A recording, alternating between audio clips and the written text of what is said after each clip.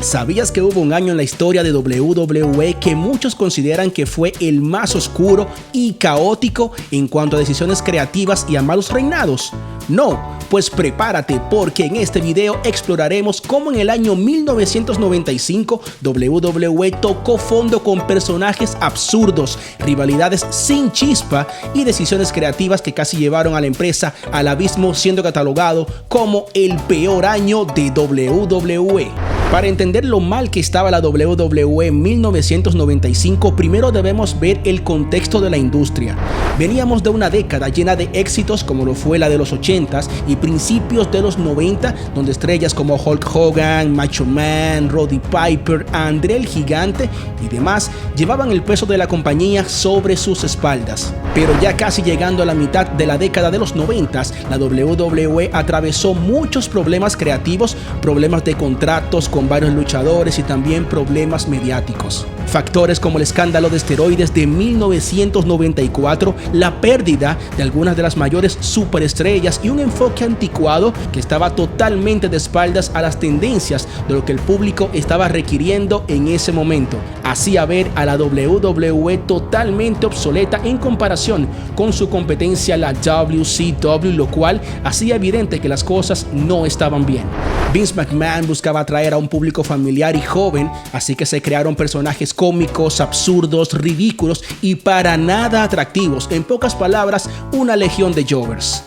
Ya habíamos tenido personajes algo extravagantes, pero en 1995 esta vaina se llevó al extremo. WWE, en ese momento WWF, comenzó a depender de luchadores con personajes basados en trabajos cotidianos, como por ejemplo el Dr. Isaac Jemkin, un dentista malvado interpretado por Glenn Jacobs, que gracias a Dios pudo salir de ese nefasto personaje y convertirse en la máquina roja de la destrucción, Kane. También vimos a T.L. Hooper, el cual era un plomero que andaba con un destapador de inodoros llamado Betsy, y con este él celebraba sus victorias pegándoselo en la cara a su oponente derrotado. Estaba otro llamado The Gun, que era un jugador de hockey sobre hielo. También estaba Duke the Dumpster, el cual era un recolector de basura, y así por el estilo. Estos personajes, aunque para la mente de Vince McMahon eran entretenidos, no conectaban para nada con la audiencia, por eso la mayoría prefería ver la WCW. Uno de los mayores problemas en 1995 fue la falta de campeón sólido y convincente. WWE necesitaba urgentemente una nueva cara, alguien carismático que mantuviera el interés de los fans. La empresa eligió a Diesel,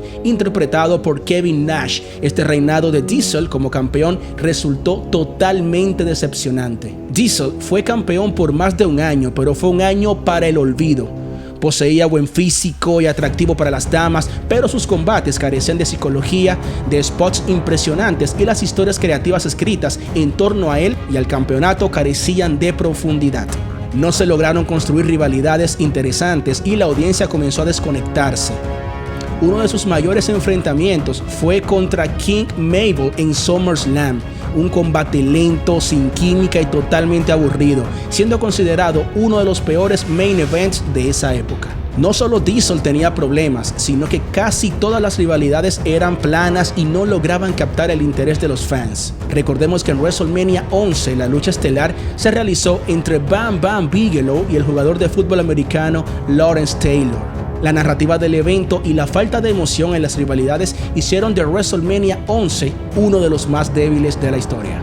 Para el colmo de males, la competencia estaba fortaleciéndose cada vez más. La WCW, respaldada por la billetera de Ted Turner y con Eric Bischoff al mando, estaba ganando fuerza. Bischoff adoptó una estrategia arriesgada, ofrecer un producto más controversial y enfocado a un público joven adulto contemporáneo, que atrajera a los fans que la WWE estaba perdiendo por tener contenido básicamente para niños. En 1995, la WCW lanza Monday Nitro, un programa en horario estelar que compitió directamente con WWE Monday Night Raw. Y no solo eso, sino que Nitro traía de vuelta a la pantalla a grandes nombres que los fans de WWE recordaban como Hulk Hogan y Randy Macho Man, haciendo estos posteriormente un cambio a heel.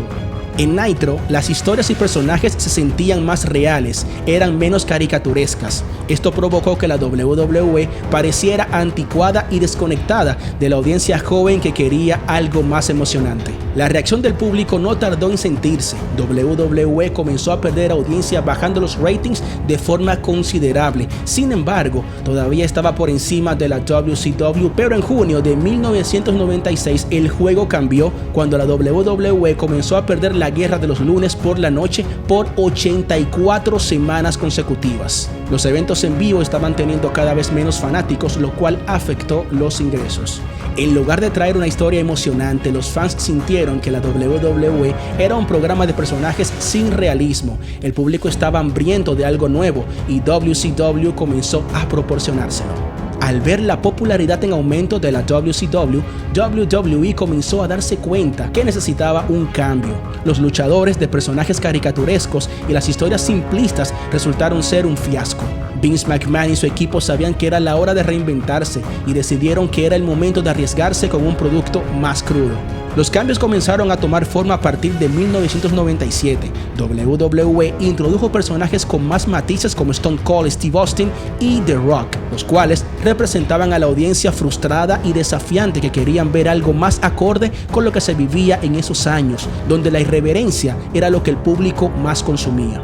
Estos personajes no solo se sentían reales, sino que sus historias y personalidades fuertes hicieron que los fans volvieran a interesarse en el producto de la familia McMahon. El año 1995 pudo haber sido uno de los peores años para WWE en cuanto a creatividad, pero también fue el catalizador de una evolución que redefinió la lucha libre profesional. La necesidad de corregir el rumbo llevó a WWE a experimentar y arriesgarse.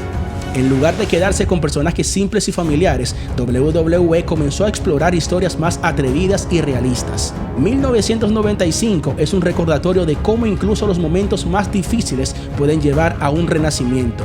La crisis creativa obligó a WWE a reinventarse y a ponerle atención a lo que quería el fanático. Un giro que posteriormente los llevó a dominar el entretenimiento deportivo y a consolidarse como la empresa de lucha libre más reconocida a nivel mundial. Déjame saber en la caja de comentarios cuáles personajes de los años 90 tú recuerdas y obviamente si llegaste hasta este punto regálame un buen like y considera suscribirte a este canal. Nos vemos en un próximo video. Dale, vamos allá.